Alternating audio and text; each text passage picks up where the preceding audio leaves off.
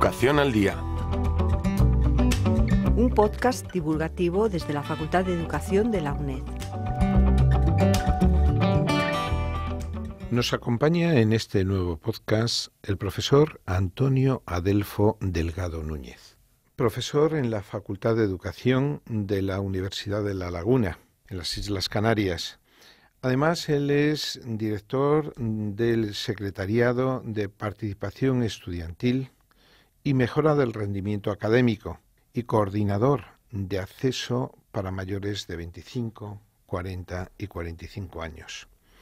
Él imparte clases allí en la Facultad de Educación de la Universidad de La Laguna y es hoy nuestro invitado porque ha venido a participar en el Congreso de Secundaria que se desarrolla en nuestra facultad.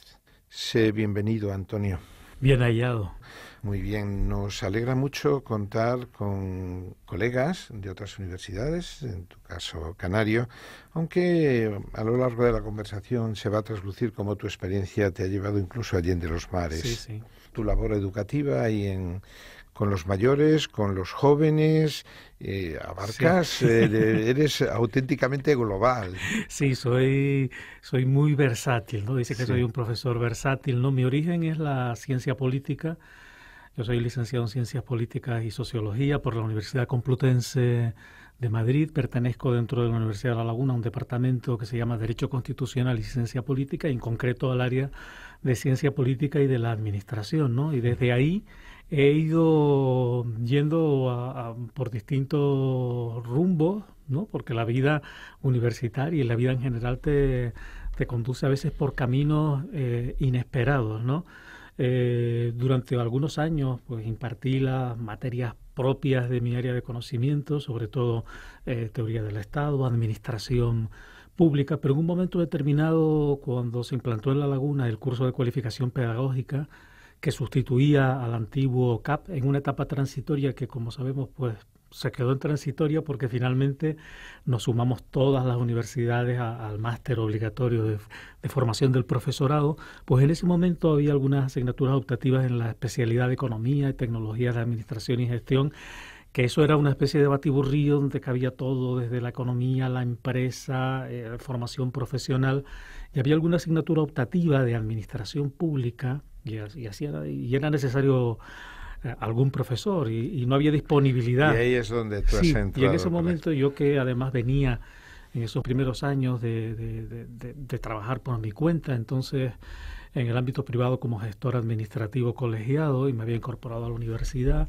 Entonces yo en aquel momento, y creo que sigo en esa misma actitud, nunca decía a nada que no, ¿no? Todo me parecía interesante, nuevo, y que, bueno, que aunque uno desconociera por lo menos parcialmente el campo que te ofrecían, siempre había posibilidades de aprender. Y allí fui a dar administración pública, y a partir de ahí surgieron más necesidades porque compartíamos la docencia de la didáctica de la especialidad con un profesor de secundaria, que era algo bastante interesante y que hemos perdido ahora, en nuestro caso por lo menos en La Laguna, en el máster. Sí.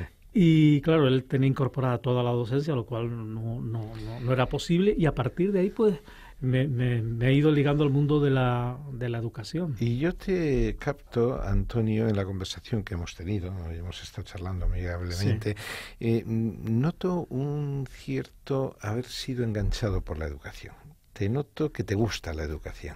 Sí. Te sale de dentro. Sí, porque incluso aquí en el Congreso, no recuerdo si fue ayer tarde, ¿no? Alguien hablaba, o sea, bueno, es que siempre a los pedagogos, a los que dedican específicamente al mundo de enseñar, se les achaca todos los males, ¿no? Y lo sabemos con todo el proceso de Bolonia y demás, ¿no? Y sin embargo yo nunca he tenido esa perspectiva, ¿no? Tal vez por haber estado los primeros años en el sector privado y no ligado directamente a la enseñanza. Cuando me incorporo a ella, primero de manera parcial y luego a tiempo completo, siempre tuve, y eso es cierto, una preocupación por cómo enseñar, cómo comunicar. También tenía una experiencia simultánea en la radio, en la televisión, las que siempre te tienes que preocupar cómo llega tu mensaje, ¿no? Y en ese sentido, por eso yo tenía una buena actitud hacia la pedagogía, hacia todo el mundo de la educación, y realmente esa expectativa se ha ido, digamos, colmando en el tiempo, ¿no? No he ido perdiendo el interés, sino al contrario, como tú dices, me he ido enganchando más. Se te nota buen comunicador y además ya digo que lo que más me gusta es que te sale de dentro esa vena educativa. Vamos un poco con la experiencia que has atesorado. Hay dos aspectos en ti que me interesan de forma especial. Uno es tu experiencia con los mayores. Tú has trabajado en la educación con mayores, eres ahora mismo coordinador del acceso para mayores de 25, de 40 y de 45 años, pero además has tenido una experiencia en Perú, en la Universidad de Mayores de la Católica de Perú. ¿Qué has captado ahí de el trabajar con los mayores? ¿Hay una perspectiva de futuro en la Universidad de Mayores? Vamos a ver, en Valencia nos reuníamos también en otro congreso, en este caso de la EPUM, de la Asociación Española de Programas Universitarios para Mayores, y precisamente lo que estábamos cuestionando en ese momento era el futuro de los programas universitarios, ¿no? ¿Qué lugar deben ocupar incluso en el proceso del espacio europeo de educación superior, ¿no? Si deben seguir siendo, como lo son en muchos casos, programas de extensión universitaria, si deben integrarse como títulos propios, ¿cuál es su lugar? Porque es un poco difícil ubicarlos, ¿no? Mi posición personal y la que defendí en esa reunión de la EPUM, de la Asociación Española de Programas Universitarios, es que debemos aprovechar y no podemos, yo creo que no podemos desaprovechar. Tantos hablan contra Bolonia, pero bueno, ese es el espacio que tenemos y tiene muchos elementos positivos, y sobre todo en el marco de las metodologías yo creo que es lo que más podemos aprovechar en los programas para mayores, ¿no? Luego hay otras cuestiones que son las de la movilidad y demás que no parecen muy viables o ni siquiera muy necesarias dentro de los programas para mayores, ¿no?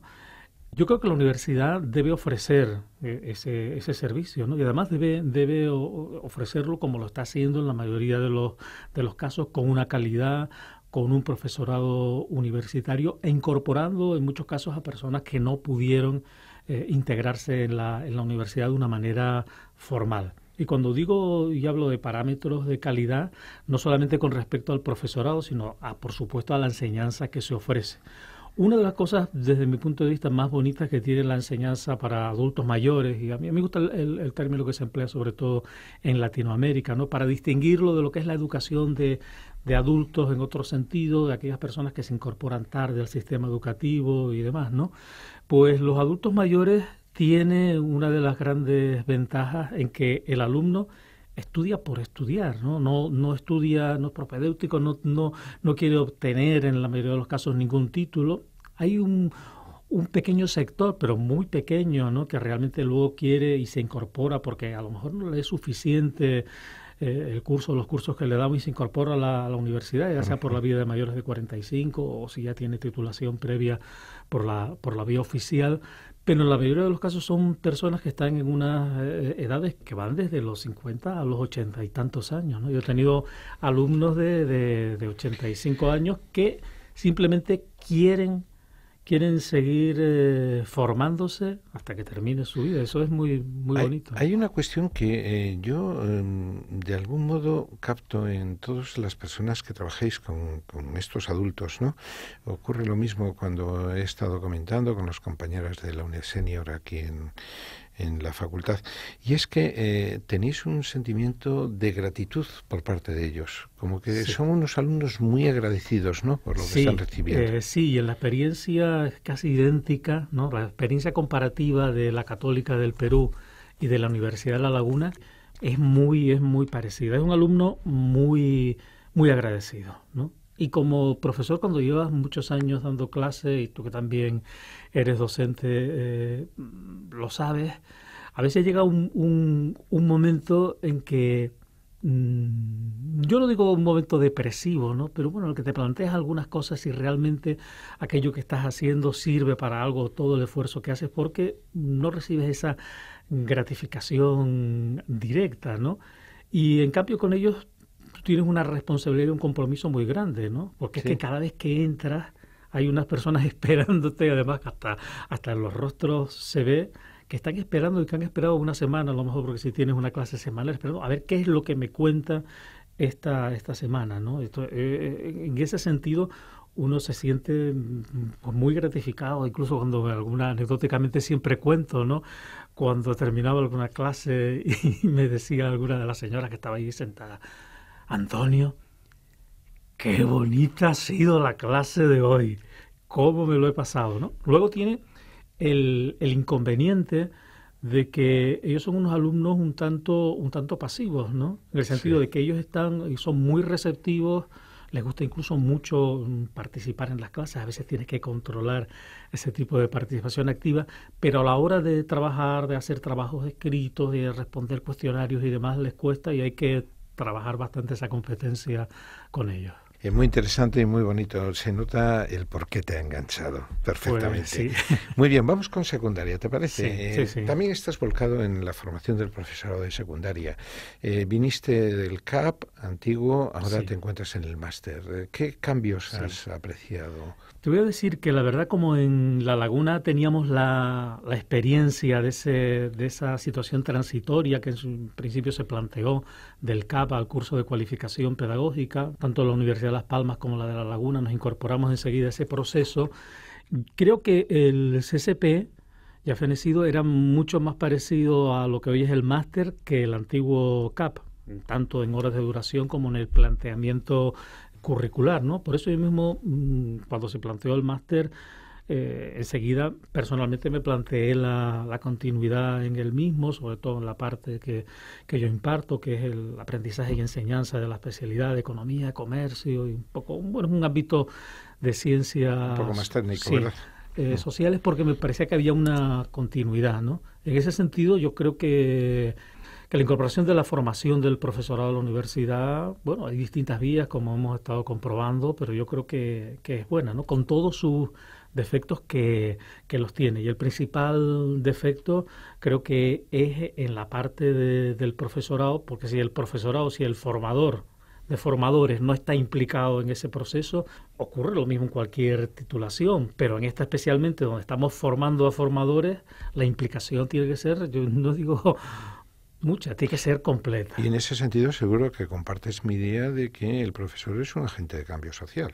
Por supuesto que lo es, y por eso hay tanta responsabilidad en este máster, ¿no? Sí. ¿Te sientes entonces esperanzado con este futuro que se nos abre al profesorado de secundaria? Yo tengo bastante esperanza, ¿no? Bueno, estamos rodando realmente, ¿no? Llevamos apenas 4 años, ahora estamos en fase de verificación de los títulos. Yo creo que sí, yo creo que estamos en un buen camino. Muy bien, pues Antonio, 2 cuestiones que, como te decía al principio, nos resultan de gran interés. La enseñanza de los mayores y esa formación inicial del profesorado de secundaria. 2 cuestiones en las que has demostrado una gran versatilidad, como nos anunciabas al inicio del podcast, y la cual desde luego te lo agradecemos, porque aparte de resultarnos cercano y próximo, te notamos implicado en la educación. Y eso en una facultad de pedagogía y de educación, como son las nuestras hermanas, creo que es muy necesario ese tipo de imagen. Yo creo que es fundamental, ¿no? Y no solamente eso debiera ocurrir en las facultades de educación, pero claro, si nosotros no damos ejemplo, pues mal va la cosa, ¿no? Y en ese sentido, yo creo que la implicación en cualquier actividad humana, en cualquier actividad profesional, ¿no? Pero en la nuestra, en la formativa, es fundamental, ¿no? Pues muchas gracias, Antonio. Te sentimos hermano, te sentimos colega y te sentimos compañero. Siéntete bien con nosotros. De verdad que muchas gracias, porque me ha encantado estar aquí charlando y conectándome también con muchas personas que no sabes quién nos va a escuchar, pero espero que llegue el mensaje, las ideas y la reflexión. Pues le damos las gracias al profesor que nos ha permitido refrescar un poco nuestras ideas y nuestro pensamiento, ha enriquecido la reflexión y desde luego se ha brindado muy bien el diálogo. Ha sido un auténtico placer. Les habló José Quintanal Díaz, profesor de la Facultad de Educación de la UNED.